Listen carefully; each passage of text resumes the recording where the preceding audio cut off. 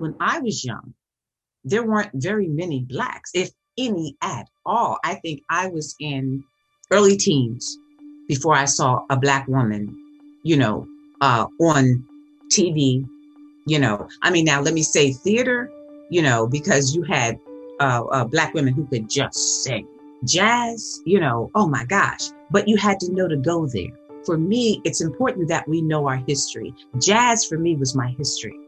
It didn't have to speak words. All it had to do was go. And I could tell when the horn would get angry and when it wasn't angry. You know what I'm saying? The blues, you could tell when the blues was happy and the blues was sad. So, but that's my background in the arts. Imagine if you weren't interested in any of that. Growing up, the 90s kid, I was born in the late 80s. So growing up in the 90s, I saw Brandy Norwood. Everyone thought I was her. I looked like her, brown skin girl, slim girl with the braids, box braids. I stayed wearing box braids. I had the full lips like Brandy. So I saw that. I thought, I could be Brandy, or she looks just like me. So I loved Moesha. I loved everything Brandy did, bought every album. I grew up watching Martin. Now I know that conversation with Martin and between him and Pam and those jokes. But I always thought Tashina Arnold was beautiful. Like I never, even as a kid, I thought she was beautiful and Martin was hating on her. And I thought she had style, she had swag to her. I wanted to be like Pam as well. She was in marketing with Gina, Or the Proud family. Or you have Penny Proud, who's light-skinned. Her mom is light-skinned. But you have Dejanay, her best friend, who's treated like crap. And she's basically the hood baby. With all these siblings, like, you come from the projects. But everybody else treats the light-skinned girl, Penny, and La Cienega like royalty.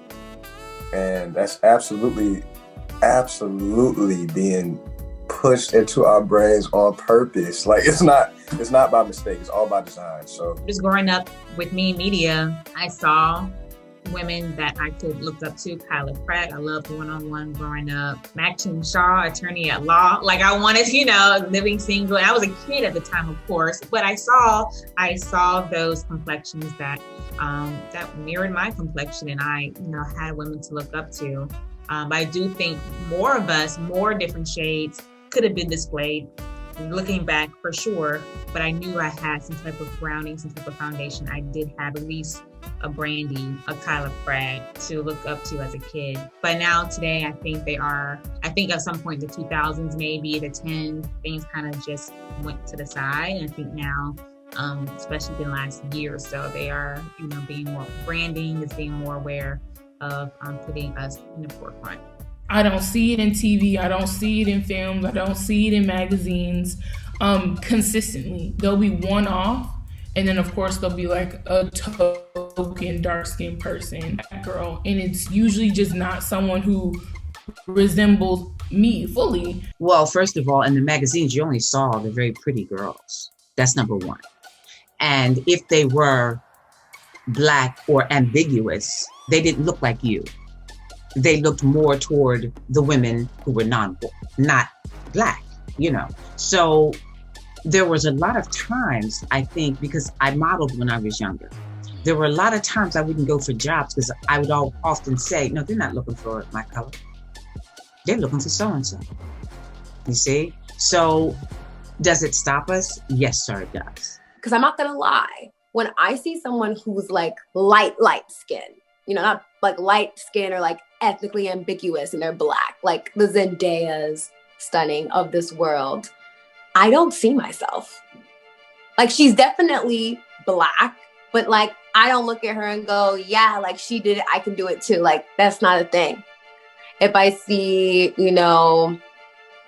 like Amber Iman, then I'm like, oh yeah, totally, I see it, But when the spectrum is that big like that, I'm like, I don't walk into the room. Like we don't go, when we go in the room, like we're not getting the same thing because we're on such far ends of the spectrum, even though we're both Black. They only pick one Black boy for like the ensemble or even for like a specific role. Like for the role, it's very rare that you're the darker male or female is going to get the role. Like it's always going to be a lighter skinned person. Every show I've done, besides like Dreamgirls or Hairspray, every like show I've done, I've been like the one black boy.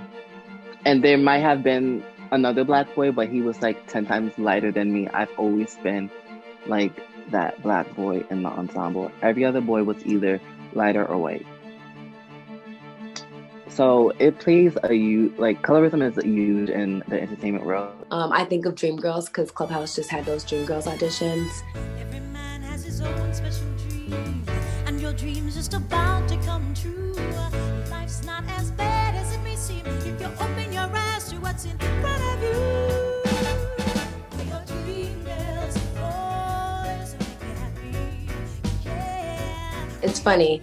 When I thought of Dreamgirls initially, because I saw the movie, I thought Beyonce, right? Because she was Dina. But then once I started doing research when I was younger, I was like, oh my gosh, Cheryl Lee Ralph was Dreamgirls. And it really changed everything.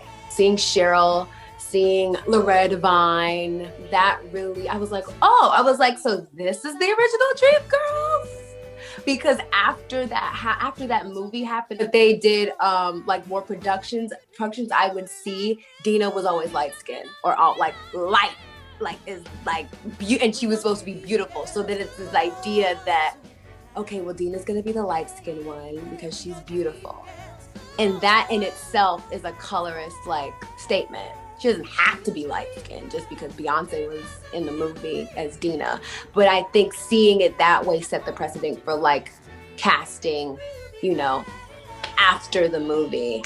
I mean, these actors and actresses and musicians and things you see like that, they're all lighter skin. Yes, there are dark skinned musicians and things like that, but I feel like they don't get the same buzz as a lighter skinned woman does. I mean, it's even proven that when they do make those ads, like magazines and things like that, they lighten their skin, like in editing and things like that. Like if you get on Snapchat or Instagram today and you put a filter on your face, there's a filter that's always gonna make you lighter. Like the filters that everybody use, they make your face lighter, smaller, but I ain't never seen no filter that make your face darker or, you know, does things to really show like your complexion.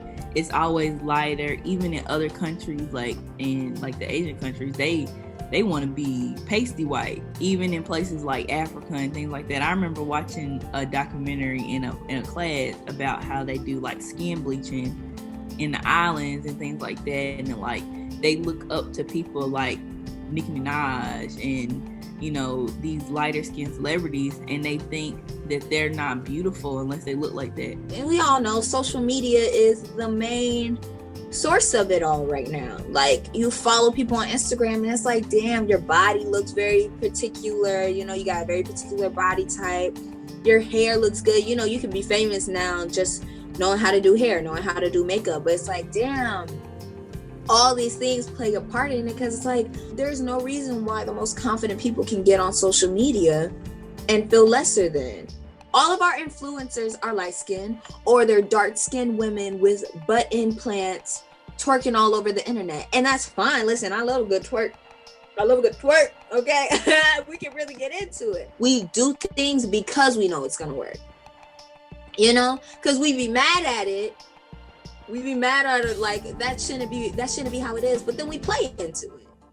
And I will say that I have been seeing dark-skinned Black women be featured more, but I also have been seeing a lot of light-skinned Black women be featured as Black women, like as that is the only way that we see Black women, which is very annoying because I would love to see two dark-skinned people together. I would love that. And we never see that. We always see a dark-skinned Black man, my color or darker, or maybe a little lighter, and we see this light skin Black woman that he's with, that he's in love with, right? Who gets treated like she's royalty. Meet the Browns.